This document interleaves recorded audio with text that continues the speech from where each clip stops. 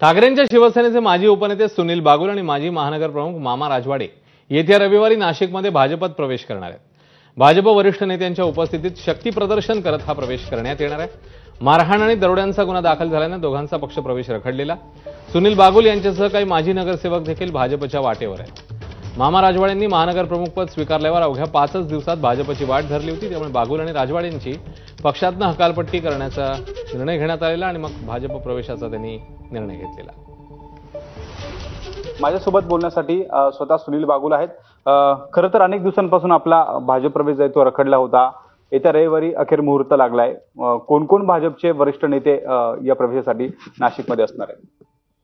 माझ्या मताने ह्या प्रवेशासाठी आता नाशिकचे 3 आमदार असतील, आपले मंत्री गिरीश महाजन असतील, प्रदेशाध्यक्ष चव्हाण साहेब असतील, अशा 3-4 प्रमुख लोकांची नावं आहेत।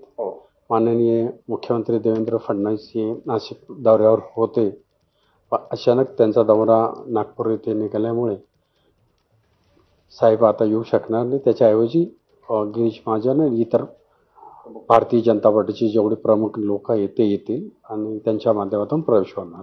खरं तर अनेक दिवसांपासून हा पक्ष प्रवेश रखडला होता। काही कारणांनी तो प्रवेश रखडला होता। अनेक आरोप देखील आपल्यावर झाले होते, गुन्हे दाखल झाले होते, गुन्हे देखील मागे करण्यात आले। या संपूर्ण घटनाक्रमांक आपण नेमकं कसं बघताय? हा गुन्हा दाखल झाला होता, आता तो गुन्हा संपला आणि मग त्याच्यामुळे प्रवेशाला लांबणीवर पडला। आता ह्या सगळ्या गोष्टी निवळल्या आहेत आणि एक चांगल्या जोमाने आणि चांगल्या दमाने पुन्हा एकदा राजकारणामध्ये आम्ही एंट्री करतोय आणि चांगल्या पद्धतीने कामाला सुरुवात करतोय। संपर्क प्रमुख जे असलेले संजय राऊत आहेत किंवा स्वतः उद्धव ठाकरे आहेत, त्यांच्यासोबत काही बोलणं झाले या मधल्या काळात? नाही, त्यांनी पण आमच्याशी काही बोलणं नाही केलं, आम्ही पण त्यांच्याशी काही बोलणं नाही केलं। ते पण चिडचूप आहे, आम्ही पण चिडचूप आहे आणि त्यांनी ऑलरेडी हकालपट्टी केलेलीच होती।